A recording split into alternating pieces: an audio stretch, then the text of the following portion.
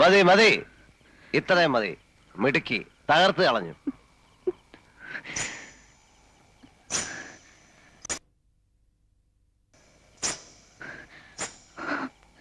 ജയിച്ചു അല്ലേ? അങ്ങനല്ലേ പാടുള്ളൂ. അതെ, വലിയ ആളല്ലേ നിങ്ങൾ. പേര് കേട്ട അച്ഛന്റെ പേര് കേട്ട മകൻ. ഞാനാരാ? നിസ്സാരയായ ഒരു പെണ്ണ്. പക്ഷെ ഒന്ന് മനസ്സിലാക്കുക, എന്റെ ഉള്ളിലുണ്ട് ചെറിയ ചില ജയങ്ങൾ ആഗ്രഹിക്കുന്ന ഒരു മനസ്സ്. അതിനെനിക്ക് തൃപ്തിപ്പെടുത്തിയേ പറ്റൂ. നിങ്ങളെപ്പോലെ രാഭാസന്റെ മുന്നിൽ ചിലങ്ക കെട്ടി ആടിയപ്പോ കളങ്കപ്പെട്ടത് ദൈവദത്തമായ ഒരു കലയാണ്.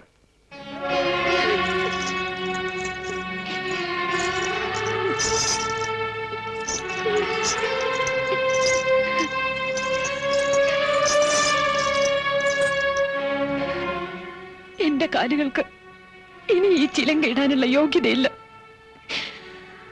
ഉള്ളിൽ 1000 മുള്ളു കുത്തിയിറങ്ങുന്ന വേദനയിലും എനിക്ക് സന്തോഷിക്കാൻ ഞാനിതിവിടെ ഉപേക്ഷിക്കുകയാണ് എന്നേക്കുമായി.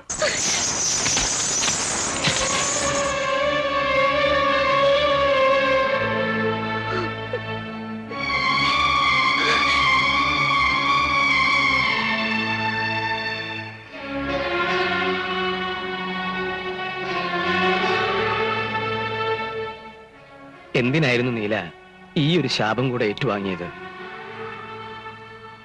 ആ കുട്ടിയുടെ കണ്ണീന്ന് ഒരു തുള്ളി ഇറ്റ് വീഴുമ്പോ ഓർത്തോളൂ, അതൊരു പ്രളയത്തോളം പെരുകും. മംഗലശ്ശേരിയിലെ മേൽക്കൂരയ്ക്ക് ആകാശം മുട്ട ഉയരില്ല. കുഴപ്പമായി. എന്താടോ? കല്ലൻ ചാക്ക് സിയെ ചെറിയാൻ പൊക്കി. ആരോ ഒറ്റിയതാ. മഫ്തിയിലാ വന്നേ. സർക്കിൾ ഓഫീസിലേക്കാ കൊണ്ടുപോയിരിക്കുന്നത്. ചെറിയാനല്ലെങ്കിലും നമ്മളോടത്ര സുഖത്തിലല്ലോ. നീ SI മധുരന്ന് വിളി. തല്ലും ചവിട്ടും കിട്ടുമ്പോ അവനുള്ള സത്യം പറയില്ലേ? ഹലോ ഹലോ, പോലീസ് സ്റ്റേഷനല്ലേ? ഞാനാ നീലകണ്ഠൻ. SI അല്ലേ? ഓഹോ, സബ് ജയില. ശരി, അങ്ങനെയാ. റിമാൻഡില്ല, സബ് ജയില്. അവിടം വരെ പോണം. വണ്ടി റെഡിയാക്ക്. അവൻ കുറ്റം ഏറ്റിരിക്കുക. ചതയ്ക്കാൻ ഇനി 1 ഇഞ്ച് സ്ഥലം ശരീരത്ത് ബാക്കിയില്ല മുതലാളി. ഈ തടി പോക്ക. ഇനി ഇതുകൊണ്ട് ജോലി എടുത്ത് കഴിയാവും തോന്നുന്നില്ല. എന്ത് സഹായത്തിനും ഞാൻ പുറത്തുണ്ട്, പേടിക്കണ്ട. എന്നങ്ങനെ ഒരു വാക്ക് പറഞ്ഞുകൊണ്ടായില്ലോ സാറേ. പിന്നെ വളച്ചു കെട്ടാതെ കാര്യം ഞാനങ്ങ് പറയാം. ഒരു തുക കൈ കിട്ടണം. പെണ്ണും പിള്ളേരും പട്ടിണി ആയിരുന്നല്ലോ. എന്താ വേണ്ട? 5 ലക്ഷം. ഇതിലൊരു പേശൽ വേണ്ട. എന്റെ അളിയൻ വരും. തുക അവന്റെ കിട്ടണം. അതിനെന്തെങ്കിലും മാറ്റം വന്നാ ഉള്ള സത്യം കോടതിയിൽ തുറന്നു പറഞ്ഞ് ഞാൻ തടിയൂരി എടുക്കും.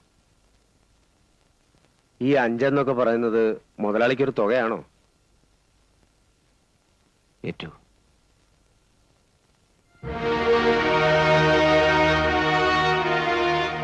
അവൻ സന്ദർഭം മുതലെടുക്കുകയാണ്, കള്ളപ്പന്നി. ഇനി അത് നോക്കണ്ട, പെട്ടുപോയില്ലേ? എങ്ങനെയെങ്കിലും തലയൂരി എടുക്കുകയാണ് ഇപ്പൊ വേണ്ടത്. 5 ലക്ഷം.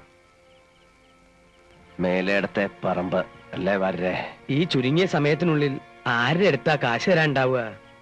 ഓരോരുത്തരെയും കൈ അയച്ച് സഹായിക്കുമ്പോ ഞാൻ പണ്ടേ പറയാറില്ലേ, നമുക്കൊരാപത്ത് വരുമ്പോ ആരും ഉണ്ടാവില്ലാന്ന്. ഇപ്പൊ അനുഭവത്തിൽ വന്നില്ലേ? താൻ പുരാണം വിളമ്പാതെ പറമ്പിന് ഒരാളെ പറയടോ. കുന്തം വിഴുങ്ങിയതുപോലെ നിൽക്കാൻ നിങ്ങളൊക്കെ ഒന്ന് വാതുറക്ക്. ആളെന്ന് വെച്ചാ ഇപ്പൊ റെഡി ക്യാഷ് കയ്യിലുള്ള ഒരാളേ ഉള്ളൂ, വീരാൻകുട്ടി. അവനോ? അതാ സത്യം. നാണക്കേട് ഓർക്കണ്ട. വേറൊരു വഴി ഇല്ലാത്തോണ്ടാ അവനെ തന്നെ കാണാം. ഞാനൊന്ന് സൂചിപ്പിച്ചിരുന്നു. ഇടനിലക്കാരൊന്നുമില്ലാതെ നീലൻ തന്നെ നേരിട്ട് വന്ന് സംസാരിക്കണമെന്നാ അവൻ പറഞ്ഞത്. മനസ്സിലായി. വേറൊരു വഴിയില്ല അല്ലേ വരേ? ഇല്ല, സമയവും നമ്മുടെ കയ്യിൽ കുറവാ. എനിക്ക് ഇങ്ങളോട് ഒരലോഹ്യല്ല എന്നെ. ഇങ്ങളെ കൊണ്ട് അന്ന് അങ്ങനെ പറയിപ്പിച്ചതും ഇന്ന് ഇവിടെ ഇങ്ങനെ ഇരുത്തിച്ചു എല്ലാം പടച്ചോന്റെ ഒരു കളി. എന്നാ ഞാൻ എന്റെ വില അങ്ങ് പറയാം. എന്താ വരേ? ഒരു 6 ഉറുപ്പ്യക്കാണെങ്കിൽ ഞാൻ എടുത്തോളാം.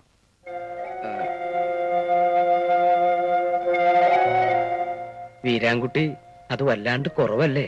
സെന്റിനൊരു എനിക്ക് കൂടുതലൊന്നും പറയാനില്ല. സമ്മതമാണെങ്കിൽ കച്ചവടം ഉറപ്പിക്കാം. ഫുൾ ക്യാഷ് ഇപ്പൊ തന്നെ കൈത്തരും.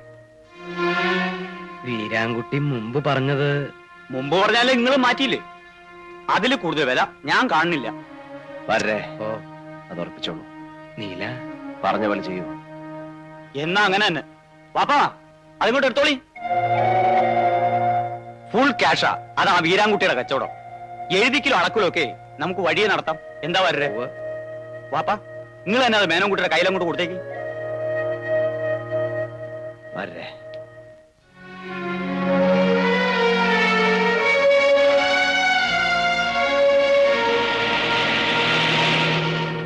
മേലെടുത്ത പറമ്പ് കയ്യിൽ നിന്ന് പോയിന്ന് വെച്ചാ വരുമാനത്തിന്റെ 1/3 നഷ്ടപ്പെട്ടു എന്നാ. ഏത് കണ്ണുപൊട്ടനും 10-12 രൂപ തരുന്ന വസ്തുവാ 6 രൂപയ്ക്ക് അവൻ തട്ടിയെടുത്തത്. പോട്ടെ വാഴരെ, അങ്ങനെ നഷ്ടപ്പെട്ടത് എന്തെല്ലാം ഉണ്ട്. വാഴരെ, ഞാൻ എന്താണോ ഇങ്ങനെ ആയിപ്പോയത്? താൻ ചിന്തിച്ചിട്ടുണ്ടോ അത്? ചിന്തിച്ചിട്ട് ഒരു എത്തും പിടിയും കിട്ടാത്ത കാര്യ. ആ തലവര അല്ലാതെ എന്താ ഞാൻ പറയാ. എന്നാ ഇനി ചിന്തിച്ച് ഞാൻ പ്രയാസപ്പെടണ്ട. ഞാൻ ഇങ്ങനെ തന്നെയാ. അതെന്താ എന്ന് ചോദിച്ചാ ഞാൻ അങ്ങനെ തന്നെ, അത്ര തന്നെ. ഇതൊന്നും അല്ലാത്തൊരു നീലണ്ടെന്ന് വെച്ചാ അത് മറ്റാരും ആയി പോവും.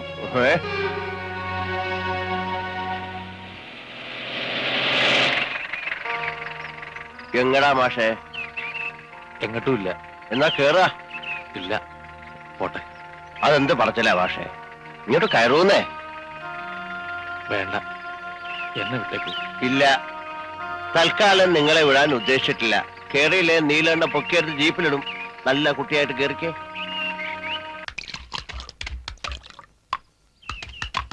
മാഷേ, അപ്പു മാഷേ,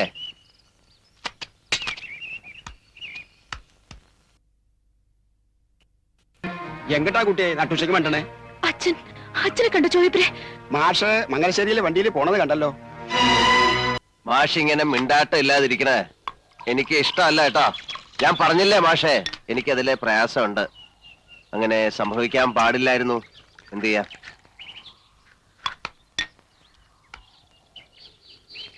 പിന്നെ മോളുടെ തീരുമാനം അത് മാറ്റിയെടുക്കാം. അങ്ങനെ ഒരു പിടിവാശിയുണ്ടോ? എന്താ തനിക്ക് മാത്രമേ വാശി പാടുള്ളൂ? അവളൊരു ഗതിയില്ലാത്തവന്റെ മോളായതുകൊണ്ട് നാണവും മാനവും പാടില്ലെന്നാ? എല്ലാം എല്ലാം എത്രയോ കാലമായിട്ട് ഞാൻ എന്റെ മോളെ കുറിച്ച് കണ്ട സ്വപ്നങ്ങൾ മുഴുവൻ ചവിട്ടി അരച്ച് കളഞ്ഞില്ലേ താൻ? എന്നിട്ട് തനിക്ക് എന്ത് കിട്ടിയടോ നീലകണ്ഠ? തന്റെ ധാർഷ്ട്യം അഴിച്ചു മാറ്റി ആ ചെലങ്കയിലെ ഓരോ മണികളും ആ കുട്ടി എത്രയോ വർഷത്തെ കണ്ണീര് കൊണ്ട് ഉരുക്കിയെടുത്തതാണെന്ന് തനിക്കറിയോ? അറിയില്ല. അറിയണമെങ്കിൽ ദാ ഇതിനകത്ത് 3 അക്ഷരമുള്ള ഒരു വസ്തു വേണം.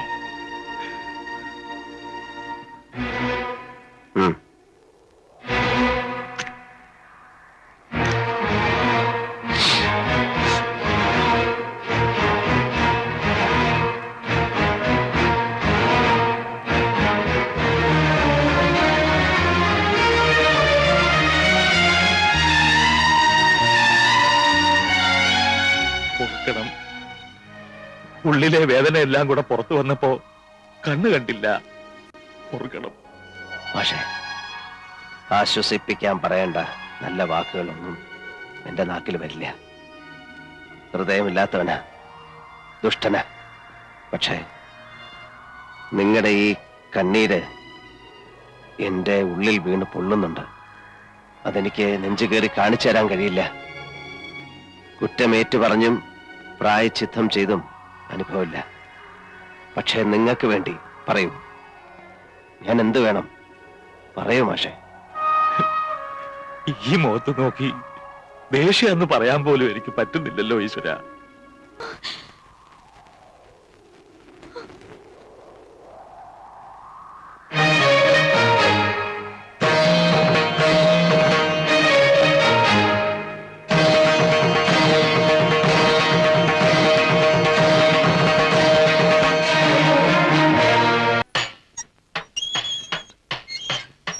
വന്നു അല്ലേ ഊരി തണ്ടി?